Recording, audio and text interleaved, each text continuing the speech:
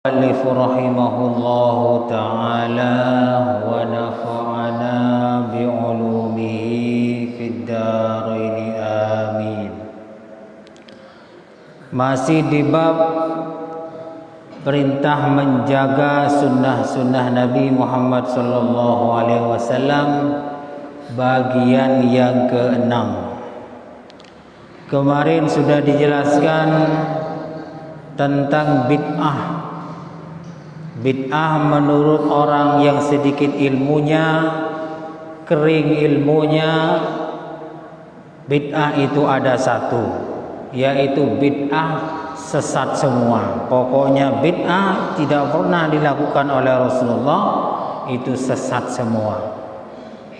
Kemudian bid'ah menurut ahli sunnah wal jamaah, dan ini yang harus kita ikuti. Bid'ah itu ada dua. Ada bid'ah sayyi'ah, bid'ah yang jelek. Ada bid'ah hasanah atau bid'ah yang baik. Menurut qawaidul fiqhiyah, kaidah-kaidah fikih, ternyata bid'ah itu ada 5. Ada yang wajib, ada yang haram, ada yang makruh, ada yang sunnah, bahkan ada yang mubah. Makanya ikuti kelompok yang kedua dan ketiga ini. Yang pertama, jangan diikuti.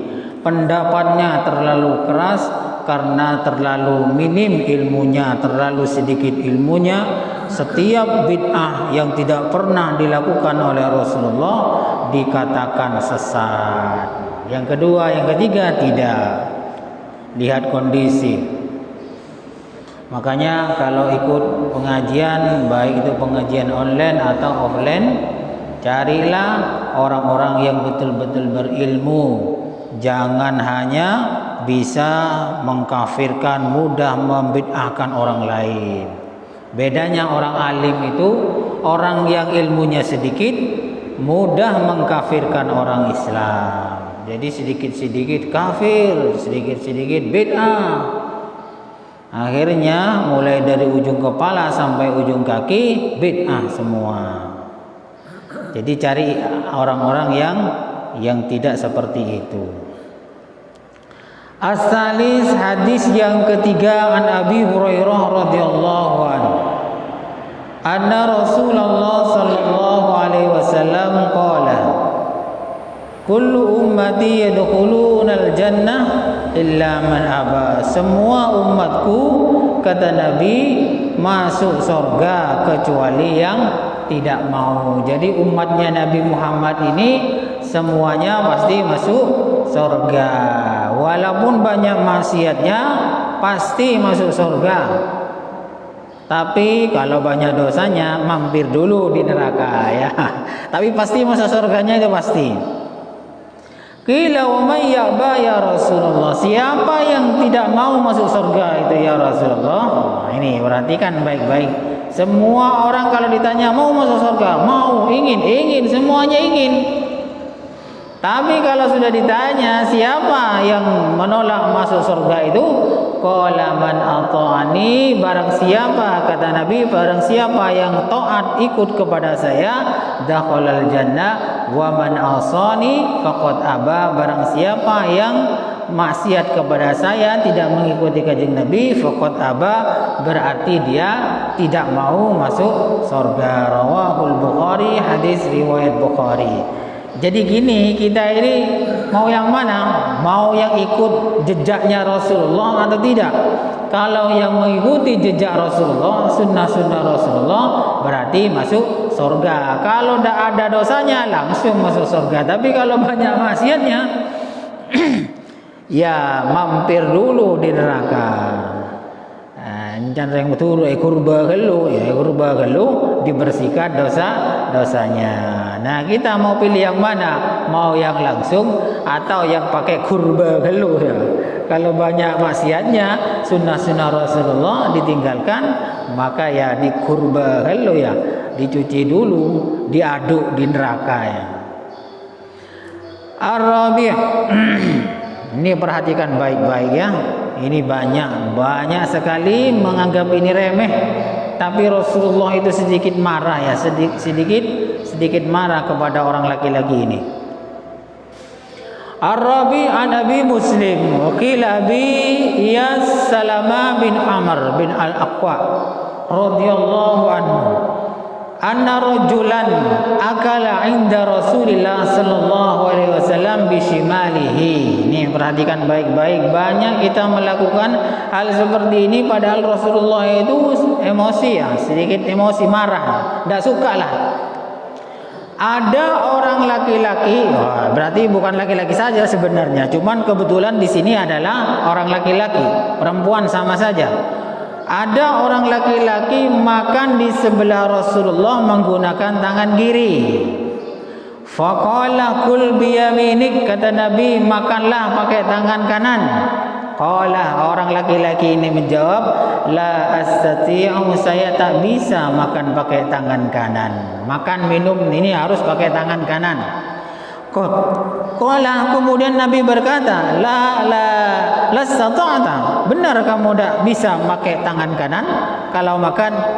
Ma manahu illal kibru, memang kamu tidak bisa pakai tangan kanan ketika makan kecuali karena sombong. Jadi orang laki-laki ini disuruh menggunakan tangan kanan ketika makan oleh Rasulullah, justru menjawab mengatakan tidak bisa. Maka Rasulullah mengatakan, kamu ini tidak bisa makan pakai tangan kanan kecuali karena kamu ini sombong. Jangan-jangan ya kita ini kalau makan pakai tangan kiri, minum tangan kiri, jangan-jangan ada sedikit sombongnya. Banyak ini banyak ya, yang banyak itu minum, apalagi minum pakai botol ya. Jangan, rubahlah. Kita ini mau menjaga sunnah, bukan hanya baca sholawat ya. Cara makan dan minumnya juga harus mengikuti kanjeng Nabi Muhammad sallallahu alaihi wasallam.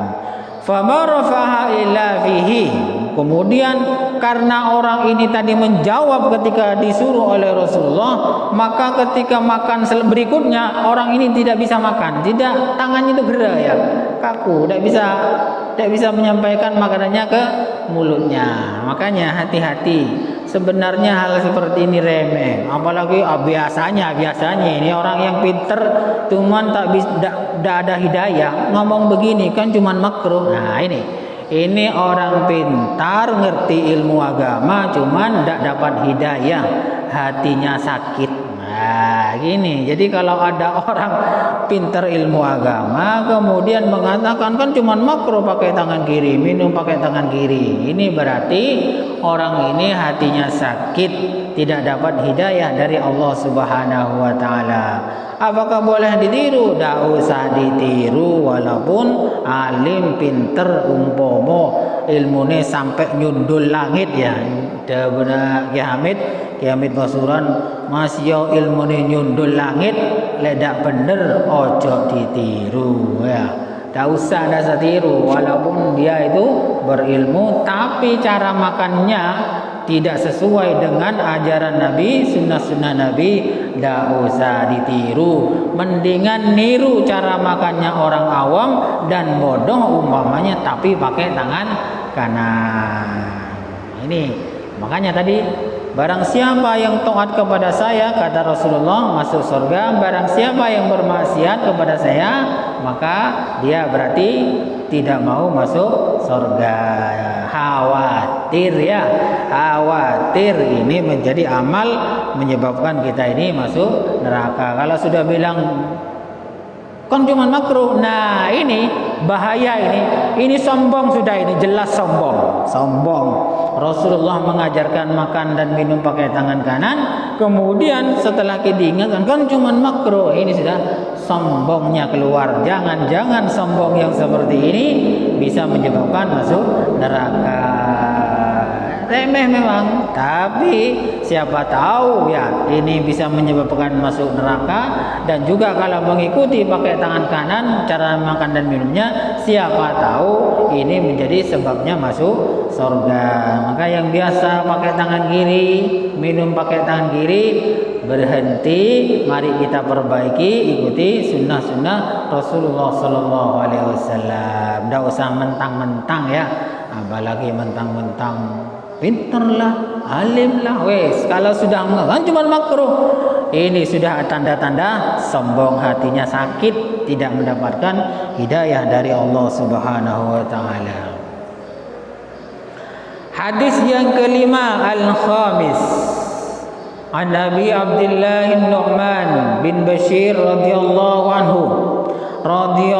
anhuma qala sami'tu Rasulullah sallallahu alaihi wasallam. Ini juga perhatikan baik-baik bagi kita yang suka berjamaah, ya, perhatikan baik-baik. Yang tidak biasa berjamaah ya tidak bisa dipakai ini. Yang biasa berjamaah baik di masjid, di musholla, di rumah atau di lainnya, perhatikan baik-baik ini. Qala sami'tu Rasulullah sallallahu alaihi wasallam yaqul la tasawunna sufufakum aw la yukhalifanna Allah baina wujuhikum, muttafaqun alaih. Kata Nabi, sungguh luruskan barisan, rapatkan barisan sholat kalian, atau pilih Allah akan mengacak-acak wajah kalian. Ini perhatikan baik-baik ya. Sama yang punya ilmu, yang tidak punya ilmu sama. Kalau sholat rapatkan, luruskan barisan. Selama kita berjamaah, maka cara ini, sunnah Nabi yang seperti ini harus dilakukan. Utamakan shaf pertama. Umpama shaf pertama masih kosong, tidak usah membuat shaf baru, shaf kedua. Oh itu kan tidak usah ini dan itu. Ini standar sholat yang sempurna yang diajarkan oleh Rasulullah Sallallahu Alaihi Wasallam. Kecuali shaf pertama itu ada kotoran, umpamanya ada najisnya, ada apa-apa. Tapi kalau masih kosong, maka tempatilah shaf yang pertama kalau ingin diakui sebagai umatnya Nabi Muhammad yang patuh kepada Nabi Muhammad. Ingat, orang cinta kepada Nabi itu bukan baca sholawat saja. Kita kadang salah faham, kalau cinta banyak baca sholawat kepada Nabi. Bukan hanya itu saja. Yang tidak kalah penting adalah sunnah-sunnah Nabi, cara-caranya Nabi, baik waktu makan dan minum atau waktu sholat. Ikuti, tidak usah mentang-mentang. Kalau kita masalah ngomong was kemudian mentang-mentang sombong itu hukumnya haram, ya dosa. Kalau berkali-kali berapa ini? Ini Rasulullah berkata ketika mau sholat, luruskan barisan dan rapatkan barisan. Nah, di sini sudah mulai terbiasa. Begitu dulu belum ada. Sekarang sudah mulai terbiasa. Imamnya mengatakan sawu sufufakum fa inna taswiyatas sufu min tamamis shalah. Lurus dan rapatkan barisan, karena lurus dan rapat barisan salat termasuk kesempurnaan salat berjamaah. Tidak usah membuat hukum sendiri ya. Ikuti saja Nabi Muhammad. Tidak usah membuat hukum sendiri. Oh itu kan pinter alim kok tidak begini. Tidak usah diikuti ya. Siapa saja walaupun saya, kalau tidak begini, ya tidak usah diikuti. Ikuti saja Nabi Muhammad sallallahu alaihi wasallam. Wa fi riwayatin li Muslimin kana Rasulullah sallallahu alaihi wasallam, dalam riwayat Muslim yang lain, kana Rasulullah sallallahu alaihi wasallam, Nabi Muhammad ini yusawwi sufufana hatta kannama yusawwi bihal qidah. Jadi saking seriusnya Kanjeng Nabi ini kalau meluruskan barisan sholat berjamaah, Nabi Muhammad saking seriusnya itu sampai noleh ke belakang, bahkan kadang yang gak lurus itu didatangi. Jadi serius seperti Rasulullah ini meluruskan anak panah, jadi diluruskan, dirapatkan begitu. Saya tidak bisa rapat, kenapa? Saya terlalu gemuk umpamanya. Kalau terlalu rapat nanti ketika tahiyat itu teman sebelah saya itu kegencet umpamanya. Ya tidak apa-apa, agak begang dikit ya, daripada menggencet tetangganya akhirnya kesakitan. Ya agak apa-apa, agak begang sedikit. Tapi kalau normal saja usahakan luruskan dan rapatkan barisan. Hatta idza ra'ana qad aqalna, sampai Rasulullah ketika melihat kita, lah kita ini langsung ngerti. Jadi kalau Nabi Muhammad sudah mau sholat, Nabi Muhammad ini lihat ke jamaah. Nah, dilihat, tidak usah sampai datang ke orang itu. Sahabat sudah ngerti, maksudnya adalah suruh luruskan dan rapatkan barisan. Ikuti ya sunnah Nabi, ikuti ini. Jangan ikuti yang nggak sama dengan ini, tidak usah diikuti ya. Walaupun orang itu umpamanya orang penting, orang berilmu, tidak usah diikuti ya. Ikuti Nabi Muhammad saja, lebih selamat ya. Lebih selamat karena ini sunnah Nabi Muhammad sallallahu alaihi wasallam. Summa kharaja yawman faqama hatta kada ayukabbira fara'a rijalan ba'da sadrahu. Setelah Nabi Muhammad ini melihat jamaahnya itu sudah rapi, Nabi Muhammad ini baru takbir. Tapi pernah ada suatu ketika sahabat itu dadanya itu ngonyol ya, artinya tidak rapi. Nabi Muhammad itu tidak jadi mau takbir. Jadi Nabi Muhammad itu mau takbir mengimami sholat itu tidak jadi karena ada barisan satu orang jamaah yang dadanya tidak rapi, tak lurus, ngacul.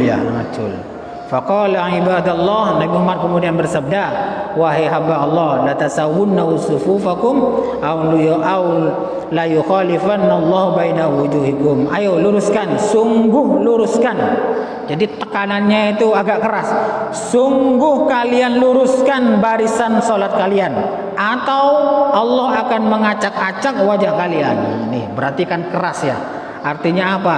Sungguh sunnat yang sangat dianjurkan cara sholatnya kalau berjamaah lurus dan rapat. Ini Rasulullah ini tekanannya sudah mulai agak keras. Berarti serius sekali, serius banget ya. Serius sekali. Oleh karenanya yang biasa sholatnya itu tidak lurus, senyaman TV, seenaknya sendiri, monggo dirubah, ikuti sunnah Rasulullah, perbaiki, jangan hanya tetap mulai dulu sholatnya tidak pernah diperbaiki. Cara berjamaahnya begini. Kalau tidak bisa seperti ini, ya tidak usah berjamaah, apalagi sampai nyalep imam. Aduh, ini saya sarankan jamaah yang tidak mau mengikuti imam sampai nyalep sebaiknya tidak usah berjamaah, baik jamaah di musola, di rumahnya, di masjid, di mana saja. Karena apa? Karena batal kalau sampai nyalep imam 2 kali. Batal ya. Kalau batal berarti dah sholat. Nah, kalau dah sholat ya berarti kewajibannya itu masih belum terpenuhi, belum dilakukan. Sebaiknya kalau tidak bisa mengikuti imam secara baik, ngacul, nyalep sampai 2 kali, batal sholatnya. Sebaiknya tidak usah sholat berjamaah, sholat sendiri saja. Karena kalau sholat sendiri kan tidak apa-apa, tidak batal. Kalau sholat berjamaah nyalep imam 2 kali, hukumnya batal ya. Siapa saja batal. Hati-hati. Kalau tidak bisa seperti ini, seperti mengikuti gerakan imam, maka sebaiknya tidak usah berjamaah, baik di rumah, di musola, di masjid dan lain sebagainya. Sholat sendiri saja, biar sah sholatnya, tidak menjadi batal gara-gara nyalip imam 2 kali, rukun fi'li atau rukun pekerjaan. Nah, makanya ikuti Rasulullah, perbaiki sholat. Ternyata, kalau sudah ngaji begini kan ketahuan kesalahan sholat kita. Maka perbaiki, ikuti Nabi Muhammad, cara makan pakai tangan kanan, minum pakai tangan kanan, sholatnya juga mengikuti yang diajarkan oleh Nabi Muhammad SAW. Mudah-mudahan bermanfaat. Kurang lebihnya saya mohon maaf. Wallahu a'lam bishawab. Al-Fatihah.